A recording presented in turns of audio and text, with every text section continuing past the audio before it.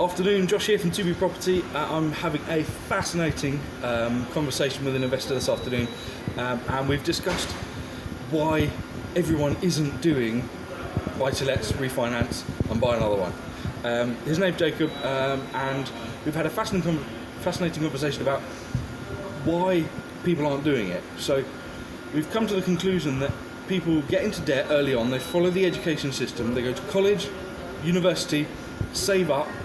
Without help, the average age I think is about 38 of buying their first house.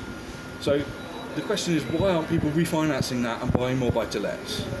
So I wish I'd recorded the conversation earlier, but I'm just going to put the camera down the side. We're just going to continue chatting because it'll be so educational for you guys out there.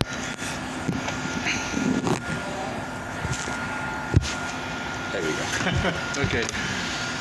So, Where we were? where were we?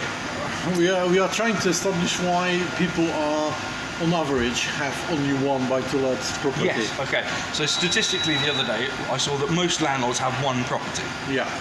So the thing is, they will have been to school, been to college, got 40 grand worth of debt.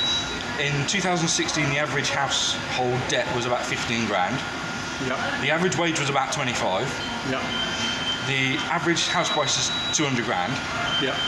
So in order for them to save a 20 grand deposit, which is 10%, they need to save up for 5 years if they're saving 350 a month. If they've got loans and other things, we take that into account.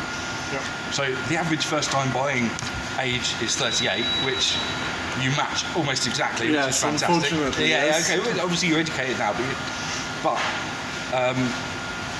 if they're going to take that long to get a deposit together, and they know that debt has crippled them, if they take a bigger mortgage on a property that's got equity in it, which they've slaved away, that's seen as risky. If they lose their job, there's more debt they have to pay each month. Their interest on the property, on the buy-to-let, bear in mind that's probably going to be 300 quid a month profit anyway. So you take out a lump sum, that's going to reduce as well.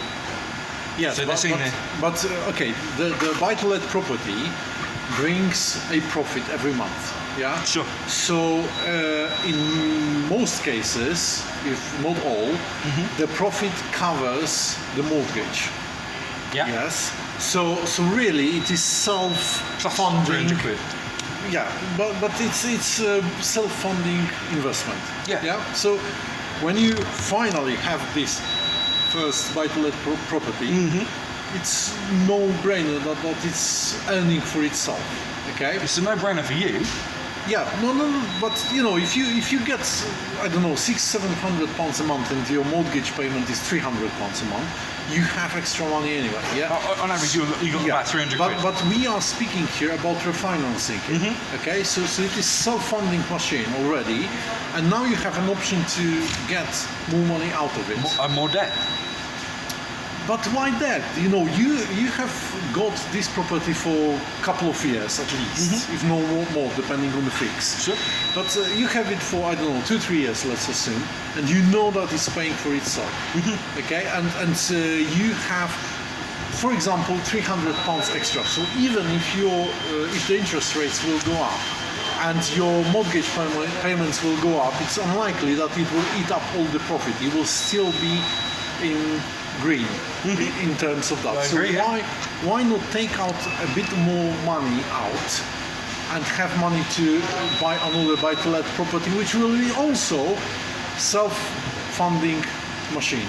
Because if you've been through the education system, you've got a massive amount of debt, you've worked your way up the career ladder, you've saved and saved and saved and saved, you bought your first house, you've bought a buy-to-let. Yeah, but buy-to-let is not a debt because you pay only interest rate. Yeah, absolutely. Hear me out. That's their retirement pot. Yeah, so you have a property. They're buying that for their retirement. So anything that's in there, that's their retirement money. This is their comfort blanket. Yeah, but if you are paying back only interest, only mortgage on the buy-to-let, you don't have all this money scheduled to be in your possession at the end of your activity. I.e., for example, you buy a £100,000 property. Yeah, you pay 70. You have 75 loan to value. Okay. So you need to return back to the bank 75 grand after the mortgage finishes. Yeah. Yeah. So let's assume that after 20 years this property is worth 200,000 or whatever. Yeah. So you sell it for 200,000. You pay back 75 grand. And you have 125,000 available for you. That is an amazing retirement strategy for someone that's in full-time work. Yes.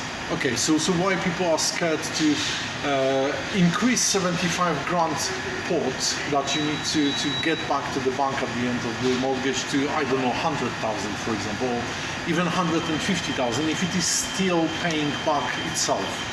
And you have two properties, you can sell not for 200, but we got, you can buy property, sell properties for 400. Of course, you can see that. But if you ask someone down the pub, should I take a bigger mortgage out on my investment property? It's simple math. If you're an investor, it's simple maths. No. If you're in the education system, every mortgage broker should explain it to you. Why would you talk to a mortgage advisor? You're only going to talk to a mortgage advisor if you're thinking about doing it and contact them. I've never had a mortgage advisor phone me up and go, would you like to buy to let property? Of course, I'm not taking the calls from the guy who is phoning me out of the blue, but Of course. if you are buying your first residential property, first property ever, which you will be living in, if you are not speaking to mortgage advisor, you are... What are you talking to them about if that's the case? Buying your home. Of course, yes, but good mortgage advisor would be looking for more business in the future when you have an option to refinance your first residential property, I think. When you were speaking to your mortgage advisor buying your first house, Yeah. what was he talking to you about? Buying a first house. Exactly. Yeah, but my mortgage So advisor... you've just got this pot of money, right? Yeah, And you're buying your first house with it. yes. Why is he going to talk about buy-to-let with you? I don't know, my mortgage advisor spoke to me about that. Of course. You're of the investment mindset, so... No, but I wasn't in the investment mindset at the time, Okay. I went to my mortgage advisor because I wanted to buy my property, and he told me that, when we spoke about the fix, simple as that, he has asked me the question, how long would you like to fix your first mortgage for? And I asked, what are the options? 2 years, 5 years, 3 years, yes? And what is the purpose of the fix? What I'm protecting myself against if I will fix for longer, for example, or vice versa.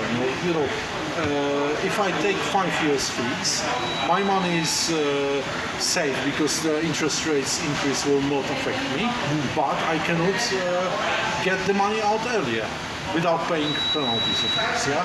Sure. But I think that this should be told to everyone who is taking the first mortgage by mortgage advisor. Your money in your investment was safe, yeah? Yeah. What you just said. Yes. What's the money in the buy-to-let going to be? For someone that's buying a buy-to-let? Safe, right? Yes. Okay. It's even more safe because What's debt going to be? If money in your property is safe, and then you're taking debt out, what's that going to be? Is that also safe? no, because you reinvest it and then it's safe. Oh, okay. So we have to go out of the comfort zone and take out a big mortgage that's not safe, which is going out of the comfort zone, to be able to make our money even more safe. why mortgage is not safe? If it is buy to let, you would be really stupid if you think that you don't earn over the mortgage payment from your rent, yeah? Because what's the purpose of buying buy to let if it is not bringing you at least enough money to pay the mortgage payment, yeah?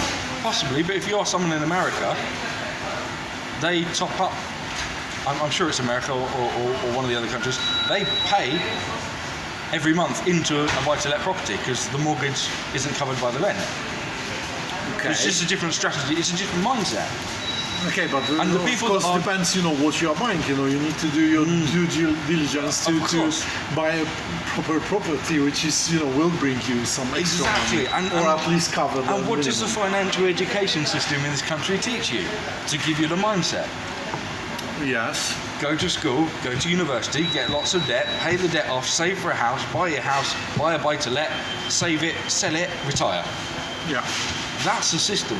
You're getting told from your parents, you're getting told from the media, you're getting told from the education system. If you go into a bank and go, I want to buy an investment property, they're it's very risky. Be careful. Yeah. As Samuel Leeds says. Yeah, exactly. So even the banks who hold all your money for you very, very safely are telling you that buying a buy-to-let is very risky. No, it's not. You know it's not. Yeah, I know. Well, because you've done it and you know it works. But if you've never done it and you've been paying off this 40 grand university debt for the last 30 years and you've also amazingly somehow managed to save up a deposit, Yeah. how much risk are you going to want to take on that 30 years of hard work? Yes. Especially when the bank manager says it's risky. That is very valid point. Yes. And then we know it works, and then you go, why isn't everyone else doing this? Yeah. Lots of education needs to be put on this society. Absolutely. But does the government want people to be successful? No, in of property? course not. The government wants people to pay taxes, Exactly. out of their.